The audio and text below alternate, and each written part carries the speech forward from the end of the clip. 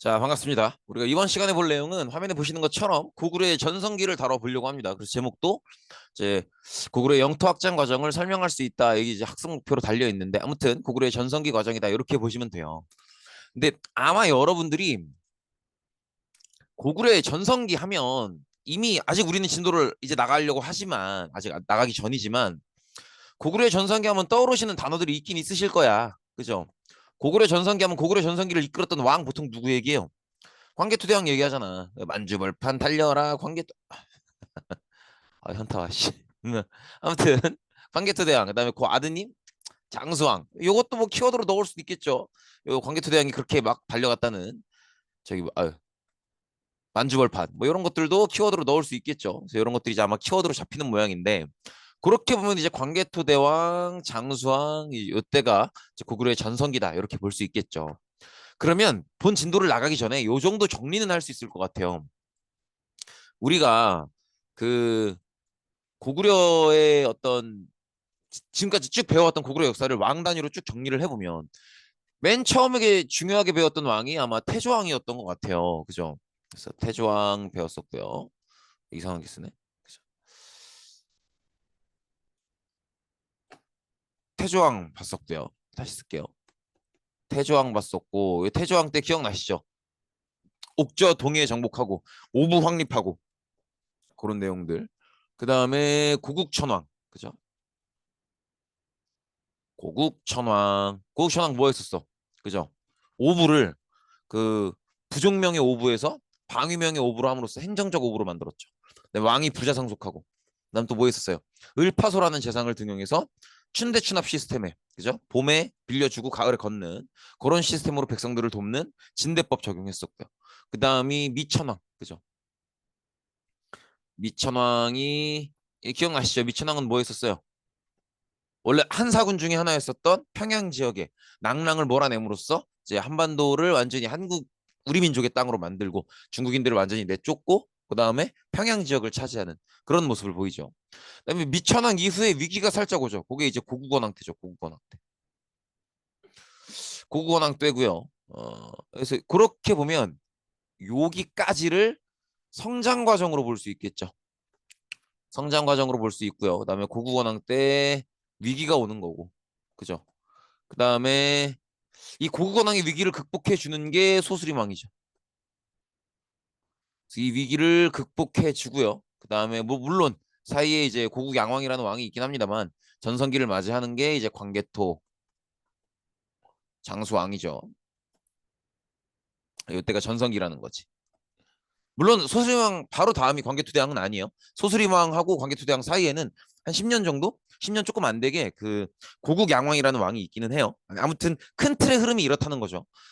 근데 저렇게 쭉 보면 소수림왕이 사실은 과거의 시점에서 보면 고국원왕 때 겪었던 위기를 극복해 나가는 과정이기도 하지만 또 그걸 미래 시점으로 돌려보면 어때요?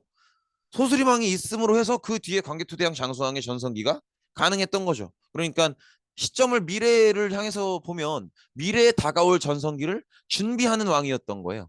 이해되시겠죠? 그래서 사실은 소수림왕은 두 가지 의미가 다 있는 거예요. 과거로부터의 위기를 극복하는 그런 의미도 있지만 앞으로 다가올 전성기를 준비하는 왕이기도 하다라는 거죠. 이게 참 이 인생에서 주는 교훈이 있는 거예요.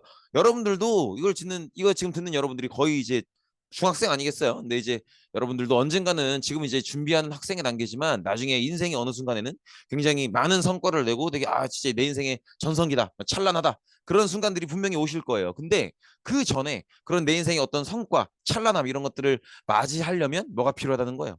마치 소수리망 때처럼 준비가 필요하다는 거죠. 아무튼 그런 어떤 교훈을 주기도 하는데 아무튼 간에 이렇게 보면은 소수리망은 과거에 비추어서는 과거의 위기를 극복하는 단계이기도 하고요. 또 더 나아가서는 앞으로 다가올 미래의 전성기를 준비하는 시기이기도 한데 제가 왜 이걸 이렇게 왕 단위로 큰 틀에서 한번 의미를 정리해 드리냐면 역사는 이런 게 필요해요. 그러니까 역사를 막상 진도를 나갈 때는 되게 구체적인 내용들을 쭉쭉쭉 보잖아요. 각 법률을 보고 막 정책을 보고 하잖아요. 근데 쭉 그렇게 진도를 나가시다가 무슨 법, 무슨 정책, 무슨 제도 쭉쭉쭉 뭐 무슨 전투 이렇게 쭉 나가시다가 한 번쯤은 한 걸음 멀리 떨어져서 이게 큰 틀에서 어떤 의미인지를 보셔야 돼요. 태조왕 때 뭐 오부 확립하고 옥저동에 정복했던 거, 고국천왕 때 뭐 그죠? 오부 방위층으로 하고 행정적 오부로 하고 뭐 부자 상속하고 그다음에 을파수 등용해서 진대법하고 미천왕 때 낙랑하고 이런 것들이 성장의 의미이구나. 그다음에 고구광 때 이렇게 전연의 침략으로 막 수도 국내성 함락당하고 뭐 이제 아버지 시신 뺏기고 엄마 포로로 끌려가고 막 백제 근초고왕 올라와서 평양성에서 막 왕이 죽고 이런 것들은 위기였구나. 그다음에 소수리망 때 뭐뭐 있었어? 불교 받아들이고 태학 설치하고 율령 반포하고 이런 것들은 위기를 극복해 나가는 과정이었고 또 이때 이 위기를 극복하는 과정에서 열심히 노력해서 성장했던 게 앞으로 광개토대왕 장수왕의 전성기를 맞이하는 그런 준비의 시간이기도 했구나라는 걸 정리해 두실 필요가 있고요. 한 걸음 더 나가서요. 한 걸음 더 나가서 아까 말씀드렸다시피 그게 인간이 됐든 국가가 됐든 어떤 전성기를 맞이하려면 아 내가 잘 나간다. 아 좀 요새 좀 어깨 뽕 좀 올라왔다. 뭐 이것저것 성과 내고 뭐 하면 다 잘 된다. 이런 시기가 오려면 반드시 뭐가 필요해요? 준비가 필요하다고 준비가 이해되시겠죠? 그래서 삼국도 마찬가지예요. 고구려 백제 신라도 전성기를 맞이하기 위해서는 그 전성기를 준비해 주는 시기가 있어요. 그걸 한번 정리해 볼 만하다는 거죠. 그래서 보시면 자 고구려 백제 신라가 있죠. 각각의 이제 전성기를 보시면 고구려는 봤던 것처럼 광개토대왕 그리고 장수왕을 전성기라고 볼 수 있겠죠. 그다음에 백제는 좀 빨리 왔죠. 우리가 이미 봤죠. 그 저기 뭐야 고구려왕 죽였던 근초고왕 때가 전성기라고 볼 수 있을 거예요. 그다음에 신라의 전성기는 아직 안 배웠습니다. 언제 오지? 그죠? 근데 이제 이 전성기를 준비해주는 왕이 있다는 거죠. 뭐 물론 본인은 그런 의도가 아니었을 거예요. 그 왕은 본인은 앞으로의 전성기를 준비하겠다 그런 의도이기보다는 지금 당장 본인이 통치할 때 그때 이제 하루하루를 잘 꾸려나가기 위한 노력이었겠지만 아무튼 그런 노력들이 결과적으로는 이 이후의 전성기를 준비해주는 그런 과정이 됐다는 거죠. 그래서 그 준비를 해주는 왕. 그 이제 고구려의 광개토대왕 장수왕의 전성기를 준비해주는 왕은 결국 누구였던 거예요? 소수리왕이라고 볼 수 있겠죠. 그다음에 백제 근초고왕의 전성기를 준비해준 왕은 고이왕. 이때 이제 율령 반포하고 이런 것들이라고 볼 수 있겠죠. 신라는 뭐 아직 모르겠어요. 그래서 이렇게 하고 보니까 이렇게 정리하고 보니까 어때요? 신라는 지금 고구려 백제는 전성기 그다음에 전성기를 준비해준 왕까지 다 나왔죠. 근데 신라는 여전히 물음표죠. 이걸 통해서도 뭘 느낄 수 있는 거야? 아 신라가 어떻다? 느리기는 느리구나라는 걸 또 알 수 있죠. 그래서 이 정도는 학습지 한 귀퉁이에 정리해 두시는 것도 괜찮지 않겠어요? 사실 이런 것들은 이대로 시험 문제에 낼 수는 없어요. 이건 하나의 의미고 팩트라고 볼 수도 없으니까 해석이니까. 하지만 여러분들이 공부를 해나가실 때 어떤 각 왕의 큰 틀에서의 의미를 알고 구체적인 정책들을 접근해 나가신다면 조금 더 접근하거나 나중에 이제 공부하실 때 기억해내기가 좋다는 거죠. 그래서 그 정도를 한번 가져가 보실 수 있고요. 그다음에 이제 그 전성기 첫 번째 왕 광개토대왕인데요.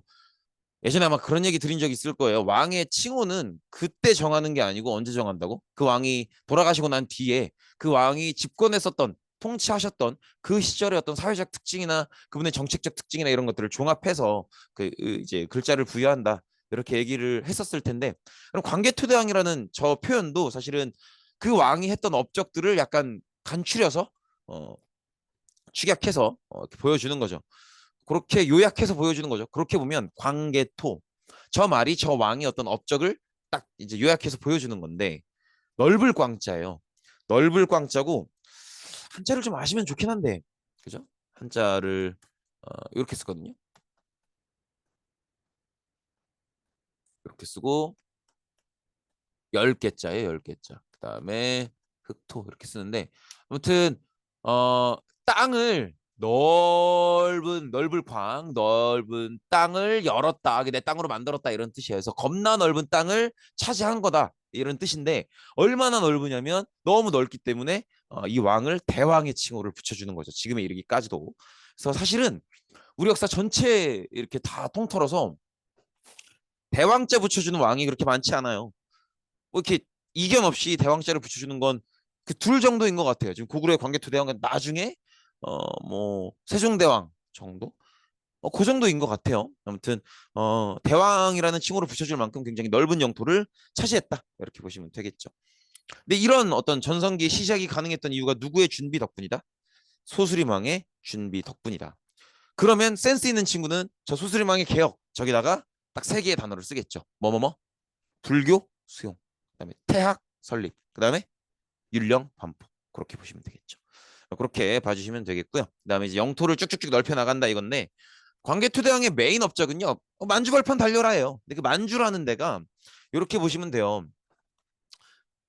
지금 우리 한반도를 이렇게 보면 여기가 이제 고구려 역사의 시작점이잖아요. 여기 백두산 있고 여기가. 그래서 여기가 만주예요. 이 북쪽으로가 다 만주야. 그래서 사실은 광개토대왕은 물론 남쪽으로 아주 안 내려온 건 아닌데요. 메인 정책 어떤 그 경로는 진출 방향은 북쪽이라는 거죠. 그래서 북쪽의 만주 방향을 향해서 영토를 넓혀 나갔고 북쪽의 만주 방향을 향해서 진격을 했었던 그런 느낌으로 보시면 되기 때문에 광개토대왕이 차지했던 그 영토의 핵심은 두 단어로 간추릴 수가 있어요. 요동 그리고 만주 그렇게 두 단어로 해서 기존에 있었던 지역보다 북쪽으로 뻗어나가는 그래서 북쪽의 그 넓은 영토를 다 만주라고 하고 이따 지도 볼 거예요. 그다음에 그 사실은 그 만주 안에 요동이 포함되어 있다고 봐도 크게 무리는 아니에요. 근데 요동이 이제 워낙 중요하다 보니까 만주 중에서도 요동을 조금 더 중요하게 생각을 해달라는 거예요. 아무튼 요동을 포함해서 만주의 대부분의 지역을 차지했다라는 거죠. 그래서 이렇게 보시면 여기가 다 만주고요. 그다음에 요동은 기억나시죠? 요동 어디야? 여기잖아요. 여기. 그죠? 요하강 이렇게 흐르고 여기라고. 그래서 요동은 항상 그렇게 생각하시면 돼요. 중국을 한반도에서 중국을 갈 때 육지로 갈 때 육지 경로의 최단 경로로 보시면 돼요.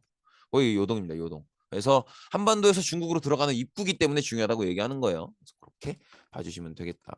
그다음에 요거는 기억하셔야죠. 누구를 간섭했다고? 누구에 대한 정치적 영향력 확대예요? 신라죠, 신라. 요 기억나시죠? 호우명 그릇.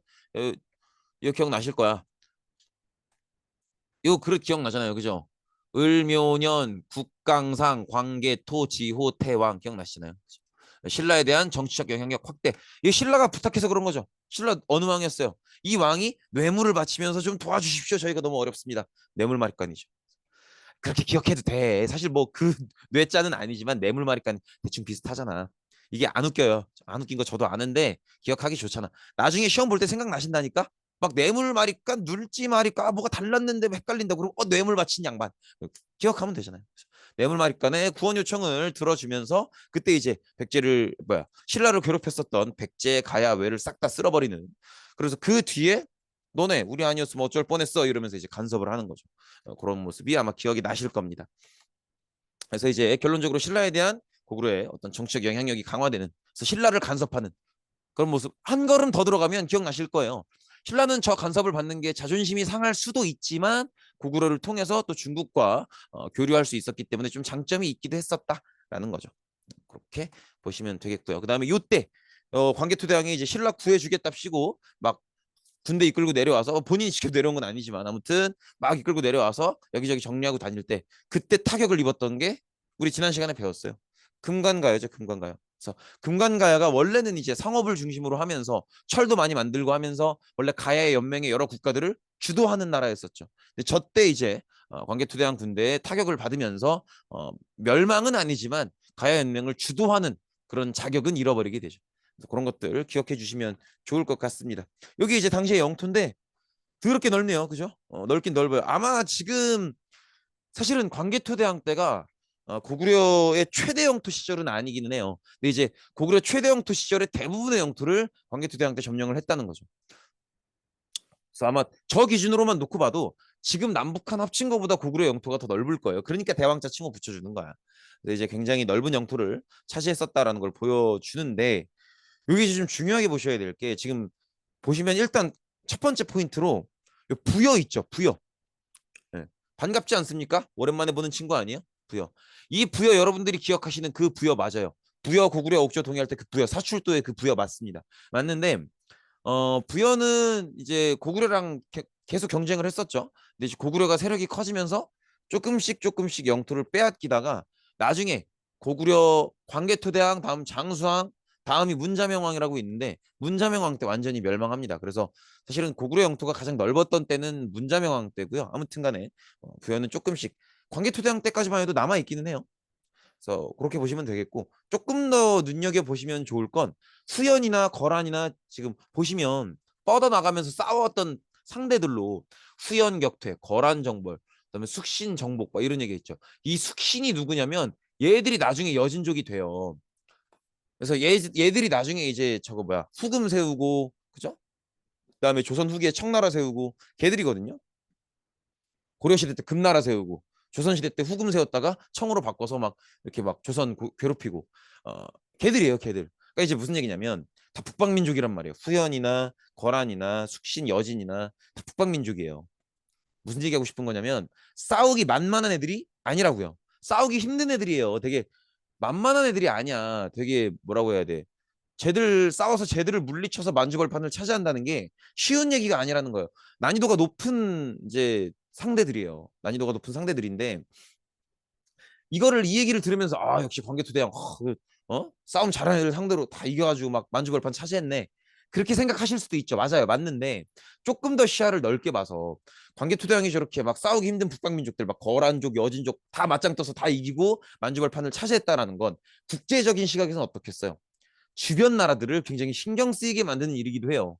주변에 중국에 있는 나라들이나 아니면 남쪽에 백제나 신라가 봤을 때는 고구려 어떡하냐, 쟤네 상대하기 힘들겠다, 이런 생각을 갖게 만든다는 거죠. 그래서 광개토대왕이 저렇게 뻗어나가는 모습들, 저렇게 막 북방민족들 막 후연이나 거란이나 숙신 물리치고 막 만주벌판 달려나가고 막 만주벌판 점령하고 이런 모습들이 사실은 주변국을 굉장히 신경 쓰게 만드는 그런 요소이기도 하다. 특히나 중국 입장에서는 고구려를 되게 말 듣게 만들기가 쉽지 않겠다, 상대하기가 쉽지 않겠다, 까다롭겠다, 그런 느낌을 들게 만드는 그런 모습이기도 하죠.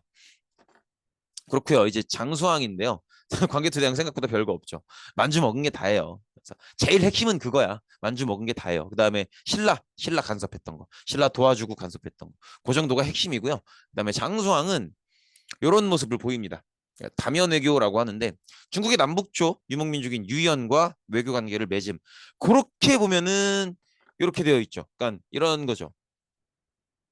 유연하고도 친하고 북위하고도 친하고 그러니까 여기가 북조예요. 여기가 북조고 기억나시잖아. 요게 남조라고. 요게 우리가 작년 2학년 때 배웠던 위진남북조 시대를 얘기하는 거예요. 이해되시겠죠? 그래서 북쪽에 등장했었던 북방민족으로 구성된 여러 왕조들을 북조라고 하고요. 남쪽에 있었던 한족으로 구성된 여러 왕조들을 남조라고 하죠.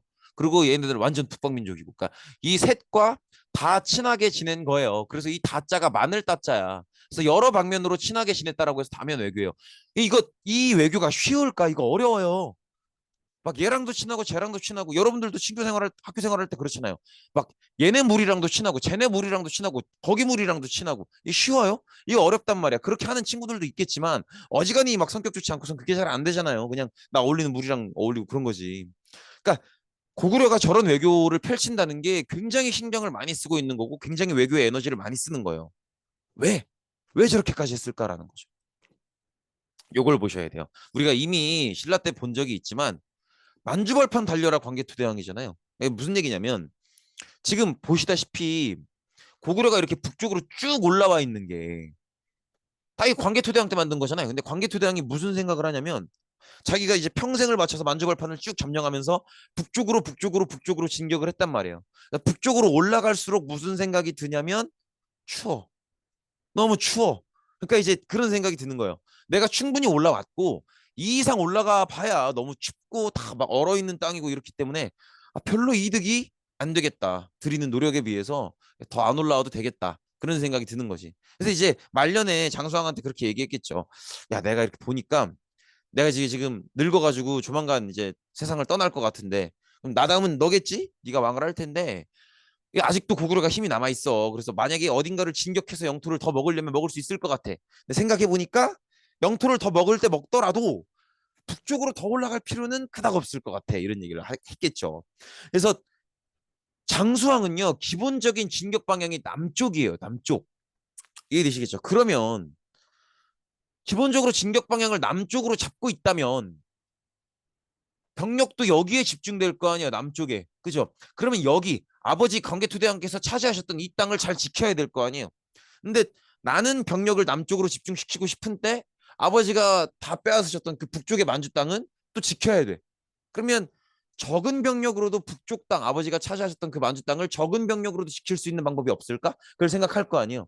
그래서 고른 방법이 뭐라는 거예요? 외교라는 거죠. 근데 이 방법을 이용할 수 있는 이유가 얘들끼리도 경쟁 중이거든. 그러니까 이 얘들끼리도 경쟁 중이라는 이 상황을 잘 이용하면 그러면 많은 군대를 보내지 않고도 어쩌면 이 지역을 막아낼 수 있겠다라는, 그래서 하는 게 다면 외교예요.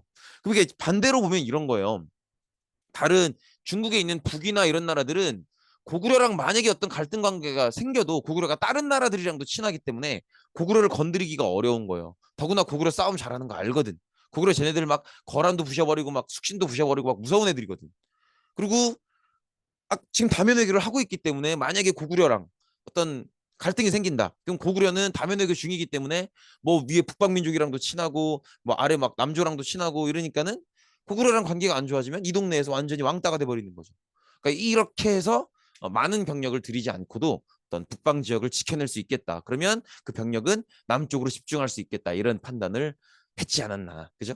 그래서 이렇게 어, 북방민족을 북방 영토를 아버지가 빼앗았던 그 만주 지역의 영토를 안정화하기 위해서 이런 식으로 다면 외교를 펼쳤다라는 건데 사실은 이렇게 어, 여러 나라랑 동시에 친하게 지내고 이걸 통해서 북방 영토를 안정화하겠다라는 건 뭘 의도하고 있는 거예요? 남진을 의도하고 있는 거죠.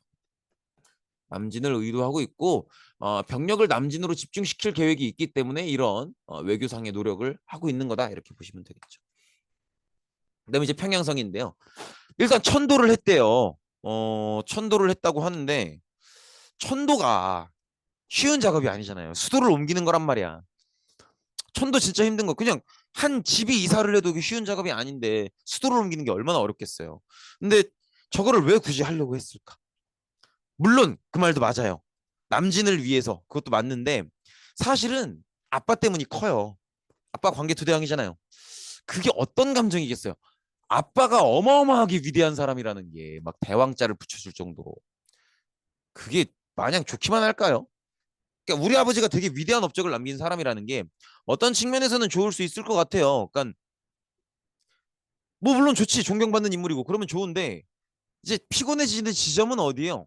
나랑 아빠랑 업종이 같을 때지. 내가 아빠랑 똑같은 일을 해야 돼. 근데 아버지가 그 업계에서 어마어마한 막 이름을 날린 사람이야. 그러면 나는 쉽지 않지 않나? 약간 그죠? 왜냐면 나는 계속 비교당해야 되잖아요. 축구 선수 중에 리오넬 메시 알아요? 그 남자애들은 알 거야. 여자애들도 축구 좋아하면 알 거예요. 그 축구 좋아하는 친구들은 다 알 텐데 축구계에서 전설적인 인물이거든요. 지금도 현역으로 뛰고 있지만. 근데 메시 아들도 축구를 한대요. 그러면 메시 아들은 축구 선수로 활동하는 동안 계속 그 그림자처럼 따라다닐 거 아니야. 니네 아빠는 막 이러면서. 장수왕도 딱 그 스트레스인데 장수왕은 그 스트레스보다 한결 더 조금 심한 게 상상해 보세요. 장수왕이 딱 광개토대왕 돌아가시고 장수왕이 즉위식을 했을 때 그 즉위식을 한번 상상해 보세요. 왕이라고 장수왕이 20대 초반에 딱 올라와요. 어린 나이에 올라와. 어린 나이까지는 아니고 젊은 나이라고 봐야죠. 근데 이제 앞에 누가 있는 거예요? 신하들이 쫙 깔려 있을 거 아니에요. 그 신하들 몇 살? 다 50대 후반, 60대 초반 이럴 거란 말이야. 젊어야 40대 후반이라고. 그러면 그 양반들은 누구랑 일을 했었던 사람이에요? 광개토대왕이랑 일을 했었던 사람들이고 광개토대왕이랑 일을 하면서 성과를 냈던 사람들이에요. 막 만주벌판을 다 먹었던 사람들이라고. 이해되시겠죠? 그러면 이 신하들이 광개토대왕이랑 막 만주벌판을 달리면서 막 거기 다 막 먹어 삼키고 막 다 집어 삼키고 막 이랬던 사람들이 광개토대왕이 돌아가시고 장수왕이 즉위하는 걸 보면서 장수왕 우리의 폐하 내가 내 충성을 바치리라 나 그대만을 믿고 따라가리라 이게 되겠냐고 안 되죠 그냥 잼민이로 보이지 뭐야 쟤 왕이라고는 하는데 아유 피렘이네 뭐 잼민이네 내가 알려줘야겠네 뭐 이런 생각이 들 거 아니에요 장수왕도 그걸 알아요 그걸 느껴 왜냐면 왕 생활을 하는 동안 뭘 하자고 하면 이렇게 할까 하노라 하면은 신하들이 뭐라 그러는 거예요 폐하 부왕께서는 그런 식으로 결정하지 않으셨나이다 막 이렇게 하는 거예요 맨날 폐하 아직 어리셔서 아직 경륜이 부족하셔서 아직 경험이 부족하셔서 모르셨는데 뭐 이런 식으로 얘기한단 말이야 폐하의 아버지께서는 선왕께서는 폐하의 부왕께서는 광개토대왕께서는 그런 식으로 결정하지 않으셨나이다 뭐, 맨날 그러냐 맨날 경험이 부족해서 아버지께서는 그렇게 하지 않으셨고 막 맨날 그 얘기를 들어요 그럼 기분이 더럽죠 그렇다고 이 양반들을 다 죽여버릴 거냐고 그건 아니잖아 어떻게 하는 거예요 회의 끝나면 지도 펼치고 앉아 있는 거예요 왜 꼴배기 싫으니까 꼴배기 싫은데 막 이 꼰대 새끼들 꼴배기 싫어. 꼴배기 싫은데 이 양반들을 다 죽여버릴 수도 없고 그럼 어떻게 해야 돼요? 그냥 내가 떠나야 돼. 그러니까 지도 펼치고 있는 거야. 나 여기 졸라 싫은데 어디로 떠나지? 어디로 가지? 어디로 가지? 그럼 이제 무슨 생각을 하는 거예요? 내가 어디로 가긴 갈 건데 아버지가 뭐라 그랬어? 북쪽으로는 충분히 진격을 했다. 가려면 딴 데로 가라. 그럼 딴 데가 어디요? 남쪽이지 뭐. 그러니까 이제 지금 수도인 어디? 국내성보다는 남쪽이어야 되겠다. 내 이 양반들 꼴보기 싫어서 떠나긴 떠나는데 진격 방향을 앞으로 남쪽으로 잡을 거니까 남쪽으로 가야겠다. 그래서 최소한 국내성보다는 남쪽으로 내려가야겠다 이런 생각을 하는 거죠. 그래서 찾아본 데가 평양이라는 거예요. 평양. 국내성보다는 남쪽. 근데 평양이 굉장히 좋은 땅이에요. 생각해보면 그렇지 않습니까? 지금도 평양 뭐예요? 북한의 수도죠. 그러니까 가만 생각해보면 그렇잖아. 지금 우리나라 수도 어디예요? 서울이잖아요. 근데 남북한으로 나눠졌을 때 서울을 남한이 차지했죠. 그러니까 남한 입장에서는 어떻게 보면은 큰 고민할 필요가 없는 거예요. 수도를 정함에 있어서. 왜? 서울은 조선시대부터 쭉 수도였잖아요. 그러니까 원래 수도였던데 그냥 하면 되지. 이렇게 가면 되는데 북한은 서울을 차지하지 못했기 때문에 수도를 새로 골라야 돼요. 그럼 그중에서 자기들도 나름대로 고민 끝에 고른 데가 평양이라는 거야. 그러니까 그 얘기는 무슨 얘기예요? 평양이 굉장히 수도로 삼기에 매력적인 땅이라는 거예요. 왜? 강이 흐르거든. 그리고 그 강의 규모가 크거든. 이해되시겠죠? 그러니까 사실은 그렇게 생각해 보면은 이번에 장수왕의 평양성 천도도 마찬가지지만 평양이라는 땅이 언급됐던 시점이 되게 많아요. 그래서 그거를 한번 정리는 해볼 만해요. 그래서 그 우리가 이번에 한국사 배우는 동안 평양이라는 지역이 언제 언급됐었는지 한번 정리를 해보는 것도 괜찮을 것 같아서 한번 해보려고요. 그 기억해 보시면 우리가 이번 학기 들어와서 평양성을 제일 처음 언급한 게 언제일 것 같아요? 평양성. 제일 처음이 언제였냐면 그 기억나세요? 고조선이 한나라한테 멸망하죠. 근데 그 멸망한다는 표현을 제가 뭐라고 얘기했었냐면은 고조선이 멸망하였다 이렇게 잘 안 쓴다. 왕검성이 함락하였다. 왕검성이 함락되었다. 한나라 군대가 왕검성을 차지하였다. 뭐 이런 식으로 표현하는 경우가 더 많다. 이렇게 얘기했었죠. 왜? 왕검성이 수도니까. 그 왕검성이 어디냐면 평양이에요. 뭐 물론 다른 학설들도 있지만 평양이란 말이야. 그래서 우리가 평양이라는 지역을 우리 시간에 맨 처음 봤던 건 고조선의 수도였던 그 지역이에요. 왕검성이죠, 왕검성. 그리고 당연히 여기가 수도니까 한나라가 고조선을 무너뜨린 뒤에도 기존의 고조선 수도였던 평양 지역을 가장 중요하게 여겼겠죠. 아마 기억나실 거예요. 한나라가 고조선을 멸망시키고 그 지역에 설치하는 네 개의 군현이 한사군이죠. 한사군 중에 가장 중요하고 가장 규모가 크고 가장 마지막까지 남아 있었던 게 낙랑군이라고. 그 낙랑군이 있었던 곳도 평양입니다. 그래서 나중에 한사군 중에 하나였던 낙랑이 설치가 되죠. 그죠? 그리고 기억나실 겁니다. 그 고구려 어느 왕? 미천왕이 낙랑을 몰아내고 이 지역을 우리 민족의 땅으로 만들죠. 그래서 고구려 미천왕이 낙랑을 몰아내죠. 그러니까 그 얘기는 낙랑을 아이고 낙랑이란다. 아이 너무 그지 같네요. 평양을 차지했다는 거죠. 다시 쓸게요. 평양을 차지합니다. 근데 이 평양의 위기가 닥치는 게 언제예요? 고국 원왕이죠. 고국 원왕 때 고국 원원이 뭐야? 고국 원왕 때 미안해요. 고국 원왕 때 백제 근초고왕이 평양성을 쳐들어와서 이 평양성에서 고국 원왕이 피살당하죠. 바이 백제 근초고왕. 그리고 마지막으로 장수왕 천도까지.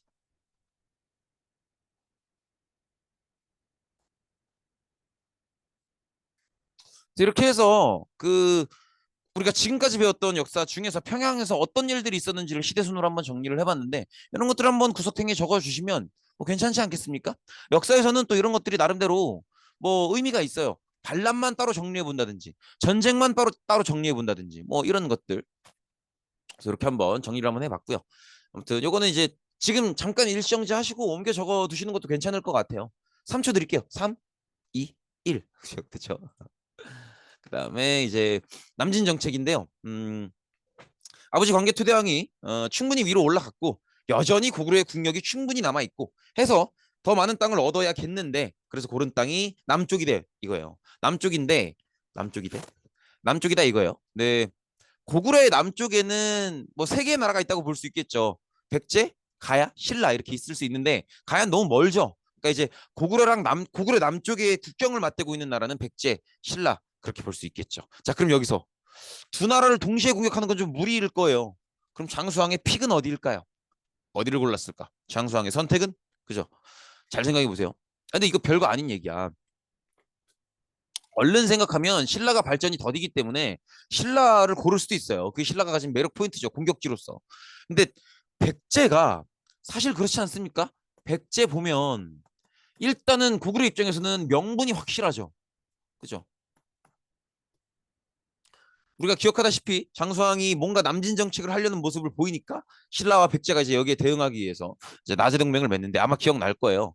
요 신라가 이때 눌지마립간이었잖아. 그래서 제가 기억해달라고 했었죠. 내물마립간과 눌지마립간 때 고구려와의 관계 차이 구분해달라고. 눌지마립간이었는데 아무튼 간에 이 둘 중에 신라가 물론 발전이 더디니까 좀 매력적일 수 있지만 백제는 명분이 확실하죠. 무슨 명분이 있어? 백제 근초광이 과거에 고구려 고국원왕을 죽였었잖아요. 거기에 대한 복수다. 이런 명분이 확실하다는 거죠. 그다음에 두 번째로 실제 이익이에요. 실제 이익. 보시면 맨날 하는 얘기잖아. 한반도 보시면 영토가 어때요? 이렇잖아요. 어? 동쪽이 높고 그죠? 서쪽이 낮잖아. 그럼 강물이 어떻게 흐른다? 이렇게 흐를 거 아니에요. 그래서 대부분의 강이 이렇게 흐른단 말이에요. 그럼 여기가 상류고 여기가 하류라고. 그럼 상류랑 하류랑 어디가 더 강의 규모가 크고 물이 많아요? 하류가 더 물이 많죠. 평야도 어디가 많아요? 많아요? 여기가 많다고. 그러니까는 신라보단 백제가 훨씬 더 평야도 많고 강도 많이 흐르고 먹을 게 많은 거예요. 그러니까 이제 전쟁을 만약에 다 이겼다고 가정할 때 다 이겼다고 가정하면 더 먹을 게 많은 곳은 백제인 거죠. 이해되시겠죠? 그래서 장수왕의 픽은 명분을 봐도 그렇고 가져올 수 있는 이익을 봐도 그렇고 백제다라는 거죠. 보세요. 강 얼마나 많아. 그죠? 그래서 이렇게 백제를 결국 공격하게 됩니다. 백제는 이걸 감당할 수가 없죠. 당시에 백제왕은 계로왕이었는데 계로왕이 죽어버리고요. 수도 한성이 함락당합니다. 제가 말씀드렸었지만 이거 반드시 중요하게 보셔야 돼요. 왕이 전쟁 중에 죽는 경우는 반드시 기억하셔야 돼요. 과거에 고구려왕이 있었고요. 이번에 계로왕이 백제 장수왕한테 죽으면서 고구려는 백제 장수왕 백제 계로왕이 고구려 장수왕한테 죽으면서 고구려는 이렇게 해서 과거에 고구려 고국원왕이 백제 근초고왕한테 죽었던 그 어떤 분노에 대한 복수를 완성하게 되는 거죠. 사실 모르겠어요. 장수왕이 그 자신의 조상이었던 고국원왕이 죽었다는 사실에 대해서 뭐 얼마나 분노하고 있었을지 모르겠지만 아무튼 복수를 완성했고요. 그래서 장수왕은 그 금싸라기 같은 그죠? 그 소중한 한강 유역을 차지하게 됩니다. 그리고 이러한 사실을 너무 자랑해야 될 거 아니에요. 인스타에 찍어 올려야 될 거 아니야. 그래서 그 시대의 인스타죠. 충주 고구려비에 이렇게 새겨뒀습니다. 이렇게 생겼어요. 한 2.3m 채 안 될걸? 아무튼 가봤는데 뭐 그렇게 막 엄청 크다 이런 느낌은 아니에요. 이제 저 안에 잘 보이실지 모르겠는데 나름대로 글자가 쭉 새겨져 있습니다. 저런 것들이 또 이제 사료 해석의 어떤 근거가 되죠. 충주 고구려비를 세웠다라는 거 있지. 저기다가 나 장수왕이 여기까지 내려오면 이렇게 쓴 거예요. 그러니까 충주 고구려비를 세웠다라는 건 어떤 증명도 돼요. 고구려가 장수왕 시절에 충주까지도 내려왔었다라는 걸 보여주는 그런 의미이기도 하죠. 근데 장수왕이 비석을 세우는 걸 자기 것만 세우는 게 아니고요. 그 아버지 것도 세워요. 광개토대왕비를 건립하는데 이건 엄청 커. 이건 진짜 한 5m 넘어요. 근데 이게 어디에 있냐면 중국에 있어요. 그러니까 그 중국이랑 우리 한반도 경계에 있어요. 이거 교실 수업에서는 지도 보여드려. 아, 지도 넣을 걸. 지도를 넣어야겠다. 제 지도 넣고 올게요. 잠깐만 기다려 주세요. 자, 반갑습니다. 가져왔어요. 요게 한 4, 5m 되는데 5m 넘을 걸. 근데 여기에 있어요. 여기. 여기 있습니다. 여기. 그러니까 이제 그 장수왕 본인의 업적을 기념한 건 여기 충주면 어디쯤일려나? 하여튼 여기쯤 있고요. 그다음에 요게 이제 광개토대왕이죠. 광개토대왕. 요건 이제 뭐 당연히 예상하시겠지만 자기 내용이 아니라 아버지를 기리는 내용이죠. 그래서 아버지의 여러 가지 업적들을 굉장히 자세하게 새겨놓은. 이것도 지금도 굉장히 중요한 사료입니다. 아무튼 그런데 보니까 그런 생각은 들어요. 그렇지 않았을까? 그 장수왕이 아버지를 싫어하진 않았을 거예요. 근데 본인이 어쨌든 본인의 삶에서 아버지로 인해서 받은 스트레스가 있잖아요. 아버지가 저렇게 잘 나가는 사람인데 내가 같은 일을 함으로써 계속 비교를 당해야 된다라는 그리고 또 그것 때문에 또 신하들한테 초반에 막 홀대 당하고 막 천도까지 고민할 정도로 만약에 지금이면 진짜 좀 그지 상담 많았을 거야. 그죠? 근데 이제 그런 마음의 가장 어떤 기저에는 뭐랄까 인정받고 싶다 아버지한테 그런 생각이 있었을 거예요. 그래서 아마 본인 거보다 훨씬 더 크게 짓지 않았을까라는 생각이 들어요.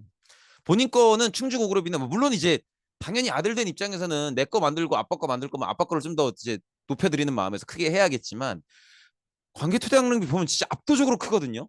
막 되게 큰데 그렇게까지 크게 만든 게 어쩌면 이제 아버지한테 좀 인정받고 칭찬받고 싶은 그런 마음이 아니었을까. 근데 어느 분이 그런 얘기를 하시더라고요. 그 사람은 어쩌면 인정받으려고 사는 것 같다 이런 말씀을 하시던데 저는 맞다고 생각, 진짜 맞다고 생각해요. 그 교사들도 그렇거든요. 이제 막 처음에는 이제 교사 시작하고 처음에는 내 수업에서 애들이 많이 웃어주고 즐거워해야 그 수업을 즐겁게 잘 된 수업이라고 느껴요.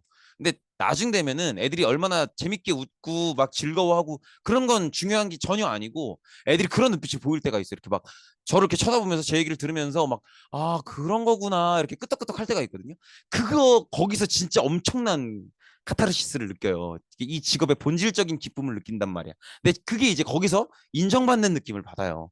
근데 아마도 장수왕도 이제 아버지가 이미 돌아가신 상황이니까 직접 인정은 받을 수 없지만 그런 마음이 아니었을까 그런 생각이 들어요. 이 얘기를 왜 하냐면 우리가 학교 생활을 함에 있어서도 조금씩 서로가 서로를 좀 인정해주는 문화가 있었으면 좋겠어요. 그러니까 나랑 안 친하더라도 예를 들어서 나랑 졸라 안 친해. 거의 뭐 인사만 하는 인사도 뭐 할까 말까 하는 사이인데 애가 그림을 잘 그려 우리 반인데 야 너 그림 잘 그린다. 그 정도 해줄 수 있잖아. 그죠? 그림 진짜 잘 그리네. 걔 얼마나 기분 좋겠어요. 하루 종일 기분 좋을 거야 아마. 그죠? 그런 게 약간 문화화됐으면 좋겠어요. 예를 들어서 뭐 어떤 애가 막 필기를 진짜 깔끔하게 해. 그럼 나랑 안 친해도 야, 너 진짜 깔끔하게 한다. 이렇게 해줄 수 있잖아요. 걔도 그거 하루 종일 기분 좋을 거예요. 나중에 한 10년, 20년 지나도 기억날 거야. 그런 문화가 있으면 좋겠다. 그런 얘기고요. 그다음에 이제 마지막으로 요건데 그대로 읽어보시면 광개토대왕과 장수왕을 거치며 고구려는 한반도 중부지방에서 만주 지역에 이르는 거대한 제국을 건설하게 되었다. 동북아시아의 강대국이 된 고구려는 스스로 천하의 중심이라는 자부심을 품게 되었다. 이렇게 나와 있는데 쉽게 얘기하면 광개토대왕과 장수왕을 거치며 고구려는 한반도 중부지방에서 만주 지역에 이르는 거대한 잘 나갔다. 잘 나갔다는 얘기잖아요. 그리고 동북아시아의 강대국이 된 고구려는 스스로 천하의 지들도 알고 있었다. 이 얘기잖아요. 그러니까 쉽게 얘기하면 굉장히 잘 나가던 시절이고 그걸 지들도 알고 있었기 때문에 나름대로의 프라이드가 있었다. 이 얘기인데 이 얘기가 사실은요. 쉽게 넘어갈 얘기가 아니에요. 이 얘기 되게 중요하니 왜냐면 봐봐 이 천하의 중심이라는 얘기 센터 오브 더 월드잖아. 써볼까? 센터 오브 더 월드. 이 얘기를 원래는 이거 누가 하는 얘기예요? 이거 작년에 2학년 때 배우셨던 거 기억나실지 모르겠지만 이거 중화사상이랑 가장 가까운 사상이에요. 중화사상 기억나십니까? 중화사상? 중화사상이라는 건 뭐냐면 중국인들이 자신들을 세상의 중심으로 여기는 그런 사상을 얘기하는데 이게 무조건 이렇게 볼 게 안 좋게 볼 게 아니고요. 지금은 물론 아니겠죠. 근데 역사 속에 약간 이제 과거에 최소한 이제 근대 이전의 중국인들은요. 합리적으로 생각해봐도 그렇게 생각해 볼 법해요. 왜냐면 중국이라는 땅이 지리적으로 봤을 때 봐봐요. 우리나라 이렇게 있죠. 그다음에 중국이 이렇게 있어. 그러면은 이 위는 누구예요? 북방민족 살잖아요. 북방 애들은 유목민족이죠. 막 돌아다닌다고 막 뭐 이렇게 막 천막 치고 돌아다니고 또 천막도 걷고 천막 대충 짓는 거 같고 막 이러잖아요. 근데 중국 애들은 어때요? 농경 정주민족이죠. 정착 생활을 한단 말이야. 그러니까 그 정착 생활을 하면서 막 건물도 더 멋있게 막 왕궁, 궁궐 막 이만하게 짓고 막 하잖아요. 그러니까 그런 애들이 봤을 때 북방민족은 어때 보여? 쟤들 뭐지? 좀 약간 꿀인데? 약간 이렇게 생각할 수 있겠죠. 그러니까 북방민족에 대해서는 자기들이 더 우월하다고 느껴. 우리 중국은 북방민족보다는 우월해. 왜냐면 모든 걸 뭘 봐도 다 멋있거든. 그리고 그 너머에는 뭐예요? 고비사막이에요. 고비사막. 고비사막이고 그 아래는 뭐예요? 그 아래는 히말라야 산맥이에요. 여기 히말라야 산맥 이거 건너가야 인도예요. 그리고 여기 뭐예요? 동남아시아잖아. 동남아시아는 너무 열대 우림이라서 사람들이 없는 건 아닌데 국가 규모가 다 작아. 이해되시겠죠? 그럼 이쪽엔 뭐예요? 바다고 여기 대만 대만 뭐 있어? 대만 코딱지만 하지 뭐. 대만 코딱지만 하고 그 옆에 한반도도 뭐 중국이 볼 땐 코딱지만 하지 뭐. 일본 섬나라고 뭐 다 느린데 뭐 문화 전파 경로가 이렇게 되는데 뭐. 그러니까 중국 애들이 볼 때는 이 인근 지방 중에서는 사람 사는 애들 중에서는 자기들이 가장 규모도 크고 문화도 가장 선진적이고 사실이 그렇고 그러니까 자기들이 중심이라고 생각을 하는 거예요. 자기들이 중심이라고 생각을 하기 때문에 자기들이 중심이고 나머지는 변방이라고 생각한단 말이에요. 그걸 중화사상이라고 불러요. 그리고 얘들은 그걸 주장할 만한 상황이 되면 주변국들한테 내가 중심이고 내가 센터니까 나만이 황제고 너희들은 왕밖에 안 돼. 이렇게 얘기를 한단 말이에요. 왕과 황제가 어떻게 다르냐? 봐봐요. 왕은 국가의 한 명이죠. 근데 국가가 여러 개잖아. 그러니까 이 세상에 왕은 여러 명이 있을 수 있는 거예요. 근데 황제는 이 세상에 오로지 하나일 뿐이고 그 황제는 자기들이라고 생각을 하는 거지. 근데 중국 애들이 이 생각을 언제 하냐? 중국이 통일돼 있을 때 할 수 있는 생각이에요. 이 생각은. 이해되시겠죠? 중국이 통일돼 있을 때 할 수 있는 생각이란 말이야. 근데 만약에 통일이 안 돼 있잖아요. 그러면 다른 나라에서 지들이 중심이라고 해도 중국이 뭐라고 말할 수가 없어요. 왜냐하면 지들도 통일이 안 돼 있거든. 그러니까 고구려가 이 얘기를 할 수 있는 배경은 지금 고구려가 있던 이 시절에 고구려가 있고 여기 백제, 신라 이렇게 있던 시절에 중국도 사실은 어때요? 위에 북방민족이 있고 지들도 갈라져 있단 말이야. 서로 경쟁 중이고. 그러니까 고구려가 내가 천하의 중심이요 해도 뭐라고 할 수가 없는 거예요. 그러니까 각자 자기들이 천하의 중심이라고 하고 나머지 다른 나라들이 천하의 중심이라고 해도 별말을 못 하는 거야. 고구려가 자기들을 천하의 중심이라고 하는 걸 모르지 않는단 말이야. 그럼에도 불구하고 자기들도 분열돼 있으니까 아, 그래 뭐 너는 너네대로 중심, 우린 우리대로 중심 이걸로 가는 거예요 그냥. 이해되시겠죠? 그러니까 고구려가 천하의 중심이라고 말할 수 있는 배경은 뭐라는 거예요? 중국의 분열이죠. 이해되시겠죠? 중국의 분열이란 말이야. 근데 잘 생각해 보세요. 지금 고구려인들이 스스로를 천하의 중심이라고 불렀다라는 걸 지금의 우리가 알잖아요. 올해 우리가 안단 말이야. 그 얘기는 무슨 얘기예요? 고구려인들이 저걸 기록으로 남겼다는 얘기죠. 즉 고구려인들 사이에서는 저건 오피셜 인식이에요. 오피셜 공식적인 인식이란 말이야. 그러니까 정부가 고구려 정부가 백성들한테 우리가 세상의 중심입니다라고 말을 하고 있었던 거예요. 그러면 나중에 언젠가 고구려가 뭐 만약에 약해진다든지 뭔가 분위기가 안 좋아지면 그래서 저 중심이라는 타이틀을 지키기가 어려워지면 그때는 어떻게 해야 돼요? 그때는 고구려한테 그 백성들한테 뭐라 그래요? 우리가 옛날엔 중심이었는데 요즘 상황이 좀 어려워져서요. 병신됐습니다. 변방이에요. 이렇게 말할 수 있겠냐고. 이미 정부가 나서서 우린 천하의 중심이라고 못 박아놓고 백성들에게 팍 자부심 있게 얘기했는데 그걸 깰 수가 없잖아요. 그죠? 근데 저거를 저 천하의 중심이라는 인식을 고구려가 지키기가 곤란한 상황이 올 거예요. 언제 올 거예요? 중국의 통일이죠. 중국이 만약에 언젠가 통일을 한다면 그때 통일된 뒤에 중국은 고구려한테 분명히 얘기할 거예요. 우리가 중심이고 우린 통일했기 때문에 우리가 중심이고 우리만이 황제다. 너네는 황제 아래의 왕으로서 우리한테 예의를 보여야 된다. 그런 요구를 해올 거란 말이야. 그럼 고구려는 그때 선택을 해야 돼요. 자존심을 지키기 위해서 끝까지 그래도 우리가 천하의 중심이라고 하고 중국이랑 맞짱 뜰 건지 아니면 숙이고 들어갈 건지 결정을 해야 돼요. 굉장히 곤란한 거죠. 그래서 이 천하의 중심이라는 이 인식의 위기가 언제 온다? 이 인식의 위기는 중국의 통일 시점에 온다는 거죠. 그래서 이러한 인식을 갖는다는 게 굉장히 자부심 넘치고 멋있어 보이지만 그 뒤에는 굉장히 어떤 곤란함을 만들기도 한다는 거죠. 그래서 그렇게 봐주시면 되겠습니다. 네, 이번 시간은 여기까지입니다. 고생 많으셨습니다.